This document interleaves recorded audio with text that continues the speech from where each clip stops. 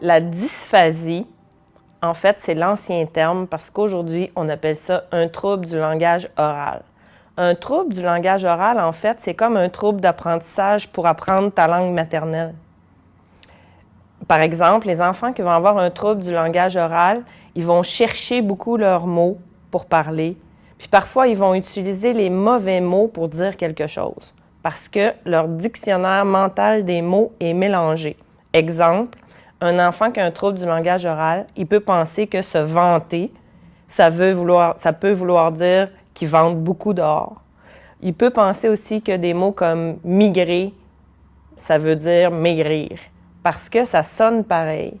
Alors, ils mélangent le sens des mots avec leur sonorité, entre autres. Ça donne des problèmes, donc, pour parler. L'enfant dysphasique, il a des problèmes pour s'exprimer et il y a des problèmes aussi pour comprendre. Ils vont avoir beaucoup de difficultés, ces enfants-là, à comprendre des longues consignes ou des consignes complexes, comme par exemple, va chercher quelque chose qui est à gauche, en dessous ou derrière. Tous les termes qui sont spatiaux sont plus difficiles. C'est des enfants qui ont de la difficulté à gérer le temps puis à comprendre les éléments de temps.